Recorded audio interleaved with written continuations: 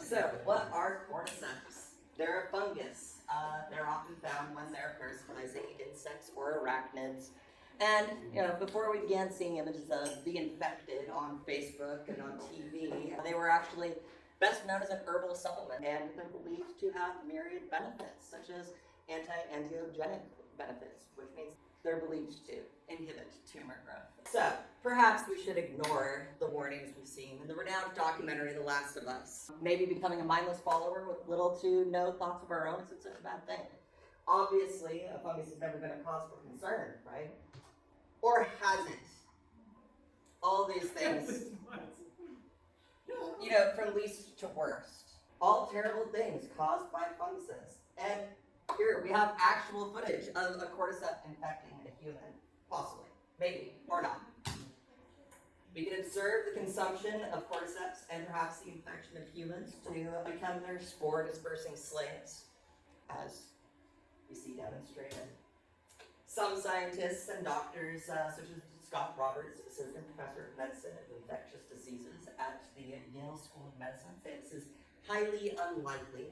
He goes on to say that very few fungi won't spread person to person, but then he raises concerns over Candida auris, a highly drug-resistant fungal infection frequently passed via nosocomial transmission, which means it's transmitted while you're in the hospital, being treated for something else. And how does that happen? Person to person, human guests, or staff.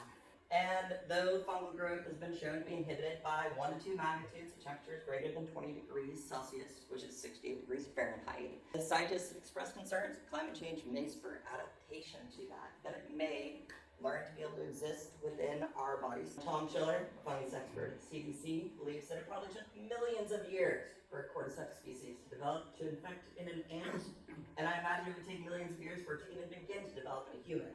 And yet, a paper found evidence of cordyceps having had existed 48 million years ago by noting the bite marks from an ant on a fossilized leaf. And again, you see examples of possible infection. And who's to say? Who's to say? We might say. But Andy, it's just a fungus. They're like mushrooms. Sure, athlete's foot sucks. But what's the big deal? They're just a plant. They don't think. They simply grow and do their one thing. Wrong. Forests are connected via a mycorrhizal network. Mycelium, the thread-like mass from which fruiting bodies, the mushrooms themselves, are born, act to transfer nutrients between the flora, but more so has been shown to allow communication. The implications are immense. When you enter a forest, when your foot touches soil, fungi tell every connected organism of your presence. In other words, they communicate better than law enforcement agencies in side-by-side neighborhoods.